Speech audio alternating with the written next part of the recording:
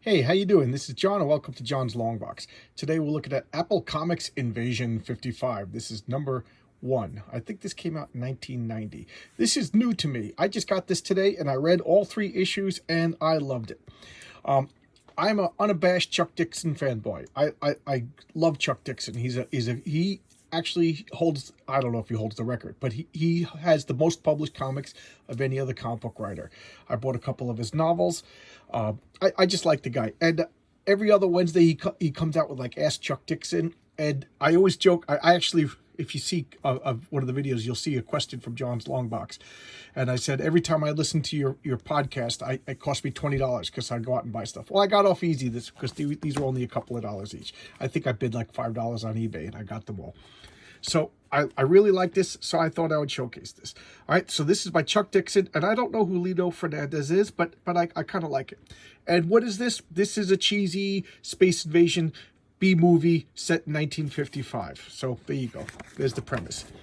This was a nice little write-up by Chuck Dixon explaining his, why he wrote this. And let's look at the edition. Yeah, October 1990. So they're talking about in the dinosaur times. You know what? I don't know why they did this because they don't really call back to it. Or maybe they do. I don't know. But so this is Hidalgo, New Mexico, October 30th, 1955. And this guy picks up a meteor crashing. He's like, what's going on? And the other guy's like, get out of here. You're out of time. And I like the old-fashioned look to it. It's just really cool. And notice that there's no colors. Just a lot of darkness. And I think it fits for the story. So it's supposed to be like a black and white 50s sci-fi adventure. So these two jerks are stranded. They're out of gas. They're going through the desert at night, and they find some lights. Let's go over there. Oh, and it's a flying saucer. Look at that. Classic flying saucer, little green man coming out. And what's going on? And then this sets the tone right here. He's like, look, boom. The fat one just gets blown away. Just gets killed. And this guy's freaking, and I like this. He's a hero. He's like, what are you doing? And he goes to fight them all, and he runs off.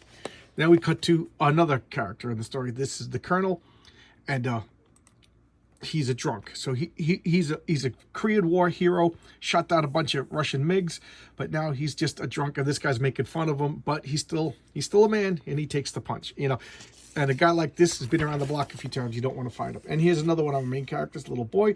He's dressed up as a cowboy because it's Halloween now. It's the next morning. It's Halloween. And beautiful 50s mom, it goes off, no sign of the father. And where's that dog? What's that dog doing? Opens up and captures the woman. All right, so all the classic tropes. The little kid, the war hero, the beautiful mom gets captured. And what are they doing? The hard-nosed reporter shows up, and she's gorgeous, and she's like, you got to take her up because she wants to cover the drought. So there's been a drought in this town. So there's it's getting really bad with the water. Dun, dun, dun. I wonder if you can figure out what's going. So there's no water in town. It hasn't rained in a while. The reservoirs are getting low, and she's doing a report for the newspaper. So they chartered this plane to fly around so she could get notes and take pictures for the airplane. And he's just like, look at this girl. Let's take her out in the wing. And he's like, we can't take out the wing. He's like, let's take out the wing. Look at her. He goes, we'll get in trouble. He goes, did you look at her? Now tell me it wouldn't be worth it. He goes, all right. So they go and they take her up in an old-fashioned wing. This guy makes it over here. And what's going on? More dead people, and he finds them there. So he just starts, he's actually using one of their rays. He's using the spaceman's rays to fight them. And it's like a reoccurring thing that they stink when they die. So the lights aren't working. What's going on? The lights aren't working. So he's driving off. And this kid goes to school. He spills the punch, and because he spilled the punch, he's got to go down, get the janitor. So he's a klutz. He's like walking down the janitor, and he's all the way down here, and he finds a tunnel. What's going on? And he goes through the tunnel, and he finds these aliens. He's like, what? The alien jumps him, and look at that poor little kid. Look at the freaking alien. And they're flying around in the wings. Of course, you know, like all these 50s movies, the hard-nosed reporter is not getting along with the lovable rogue. And he's like, yeah, I'll let you out anytime you want. He's like, when are you gonna land? He goes, land? I ain't gonna land. You know, and then he tumbles it so she falls over so he can check out her legs, you know, because he's a pig and it's 1955, and she's all pissed off at this. And what's going on? There's no radio. You know, we can't land without the radio. This is too big. So he's flying around. He's like, look, nobody's walking around the streets. This is the middle of the day. What's going on? And then this guy, he knows there's a space invasion, but nobody's going to believe him, so he doesn't know what to do. The little kid shoots him with the water pistol and kills him. So there you go. That's why they picked this town, because it's a drought and water is dangerous to him. I got to take a sip. So the little kid's like being cool, and she's like, you know, back in the plane. What's going on? You know, we got to land, you know, everything. Because do you think this is an atomic bomb? And he's like, yeah, we learned that before the atomic war, the atomic bomb could send out an EMP and knock out all the electronics. And this is older, so had they taken up the plane they were supposed to take, they would have died.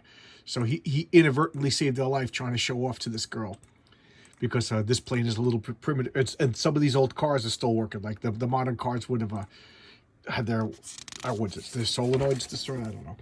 So he's flying around looking for, and he finds a small civilian airstrip, and he's going to land, and it's going to cause problems. So this kid, because he went down into the tunnels, it saved his life. He goes up there, and everybody's gone. It's pretty scary. And he sees the Martians, or whatever they're called, taking the kids out into a tunnel. To be continued. Now, I'm only showing the first issue because I want to whet your appetite for this. Here's some ads, sneak peek, House of Dracula, Blood of Dracula, the Fish Police. I don't know. That comic was everywhere, and I never read it. Vietnam Journal, Vox, Elf Quest. I love Elf Quest. I should showcase Elf Quest one of these days. I have every issue. I have like multiple copies. I got the old Warp graphics, and then I got the Marvel reprints. Okay, so this is Invasion 55. Chuck Dixon says he's purposely making it like a 50s movie, and it works. And he says he liked space when space was scary. Like in the 50s, space was always scary. It was always Martians coming to take the sexy women or destroy the Earth or whatever. He goes, and then the 60s and 70s, space became peaceful, you know, with Star Trek and things like that. So he's like, I like the scary space. I want to be scared like I was when I was a kid. So that was his motivation for writing it. It's 3 issues. I'm not going to tell you how it concludes. You could pretty much figure out how, but it's the characters, it's the dialogue. There's some, I really like, Chuck Dixon really could make you care about a character in as few lines as possible. It's just, and then this Lito Fernandez, who I know nothing about. I just really liked it. Everything about this was firing on all cylinders. I don't know what it was. I got some. I'm throwing a party this weekend, so I got work to do in the house, and I said, let me just open this up and look at it. Next thing you know, I read all 3 issues, and I'm already behind on my chores. But that's because Chuck Dixon really is a fun writer. He does everything. He does cowboys. He does superheroes. He does sci-fi. He does legit novels of, you know, detective and crime and everything. He's a really solid writer, and I think people should check him out. Okay, so there I am. I'm gushing about Chuck Dixon. All right, so that's today's issue. This is today's video, Invasion 55. $5 for 3 issues. You can't go wrong, right? Oh man, I really enjoyed it. All right, I'll see you tomorrow with another video, guys. Bye bye.